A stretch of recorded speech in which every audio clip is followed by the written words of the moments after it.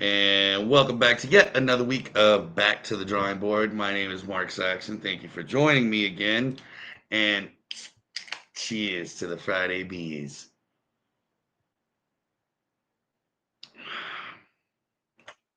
That's something special. All right, let's jump into it. Let's just go to the MLB just because I don't know what's going on anymore.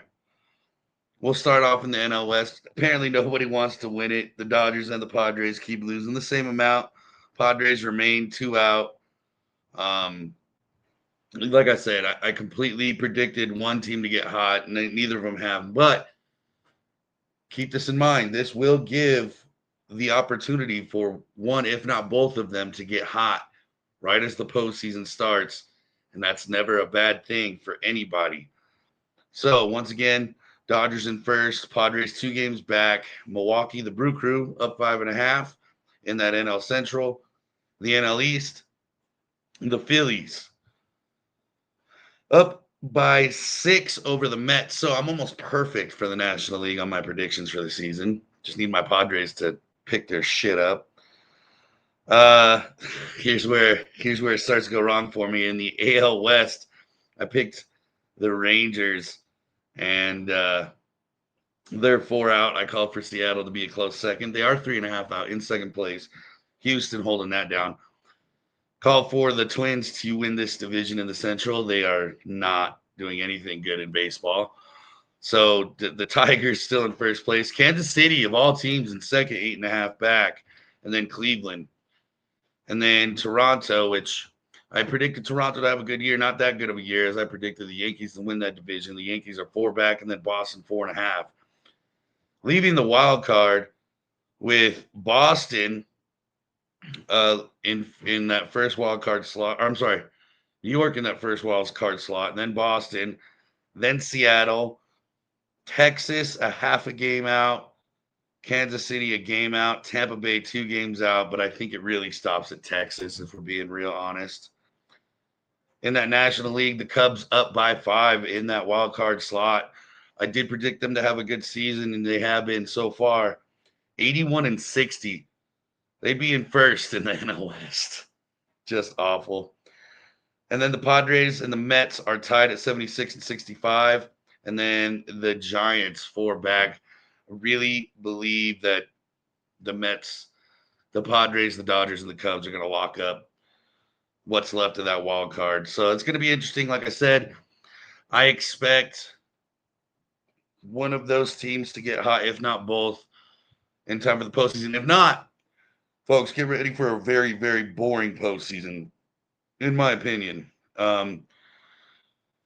Just because I think at that point the Phillies would be the only team in the NL really that could put up a fight against anybody in the AL that's been on fire. So moving on to some college football.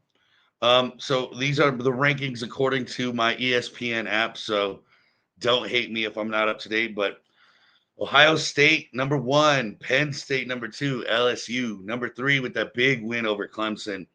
Ohio State with a big win over Texas. Not throwing any shade their way, and it was a fun week one. It was a fun week one all the way around. Like I said, LSU having a huge win over Clemson, Texas having a huge win. I'm sorry, Ohio State having a huge win over Texas, Florida State absolutely shocking the world by beating Alabama, and then Notre Dame dropping it against Miami 27-24. One beautiful catch on that Miami side. So those are pretty much the bigger games. There was a couple other good close games, but those are really the ones that I'm focusing on. So back to the rankings. Those are your top three. Georgia at number 4, Miami at number 5, Oregon at 6, Texas at 7, Clemson at 8, Notre Dame at 9, and South Carolina at 10. So I think this is going to be an exciting, exciting year for college football. I think we're going to have a little bit more competition in that postseason, and I can't wait. Now let's jump into it. Eagles, Cowboys, starting it off week one, Thursday night. Cowboys just can't get out of their own way. I kind of said last week that the Eagles would probably win that division, with Washington being a close second, not knowing what the Cowboys would produce. Cowboys didn't look terrible. Had trouble moving the ball. CD dropping the ball towards the end of the game didn't help. Um, I, the Cowboys are still capable of being a decent football team in the regular season. The postseason has always been their bugaboo, if you would. So stay tuned for that. That's going to be real interesting. Then tonight, Chargers and Chiefs faced off. Chargers able to hold off the Chiefs offense.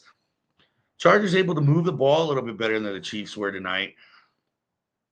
In my opinion, with the Chiefs, especially, I think the rest of the league has caught up to them. I think finally the Eagles were able to exploit them, and now everybody is kind of caught up. I don't think that they're by any means going to be able to run away with anything. I think that AFC West is wide open.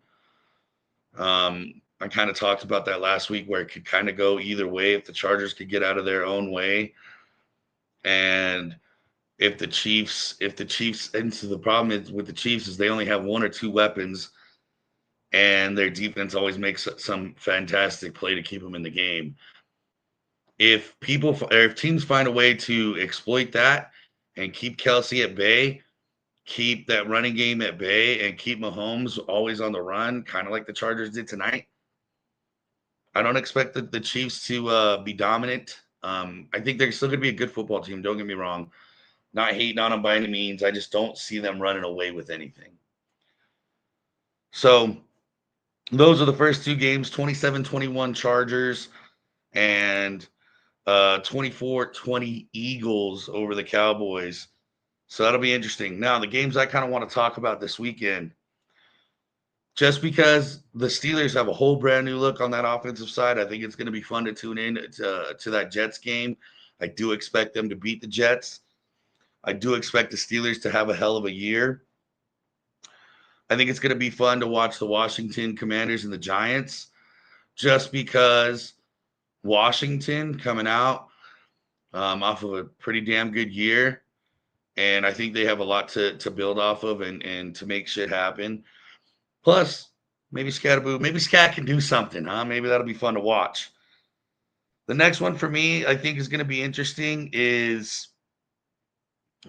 I want to see what the Raiders are going to bring out with the entire new look. They've got the Pats on the schedule. I'm staying away from that one gambling wise. That could go either way, but it's fun, right? I mean, you got Pete, you got a whole new look on that entire team. Tom Brady, part ownership. So I don't know. I'm not saying that they're going to do anything great this year, but it'll be interesting to see what they come out with.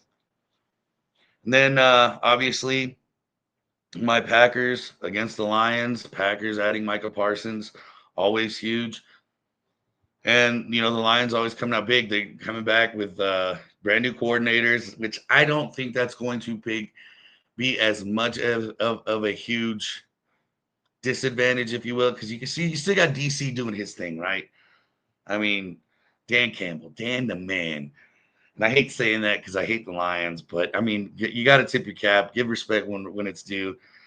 So, like I said, that's going to be fun, firing it off right away. And then the Bills and Ravens, we're just coming out of the gate slinging it. I think that's going to be awesome Sunday night football. That could go either way. So, if you want my predictions on those games, I say Steelers win this one 28-7. I'm calling it a gentleman's blowout. I'm saying that the Commanders just take it to the Giants, and I think the Commies walk away with this one like 31-14. Packers Lions in Lambeau Field, home opener. I'm saying like 27-24, 20-17. It's going to be a nail biter. That one's coming down to the wire.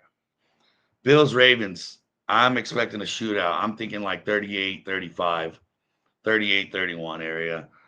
And I'm gonna call it in the Bills' favor. I think the Bills come out slinging it this year. And just for fun, because all those Bears fans this offseason has been talking a lot of shit. They face the Vikings in their home opener on Monday night. I say the Vikings take it to them. I'm talking about an ass whooping. I'm talking like 31-10 maybe. Okay? Those are my predictions. That's what I think is going to happen. I'll cheers to that because fuck the Bears. Let's go to our fuck it Friday bets. Pittsburgh over the Jets at a minus 155. Green Bay over Detroit at a minus 148. Denver over Tennessee at a minus 410. Washington over the Giants at a minus 278.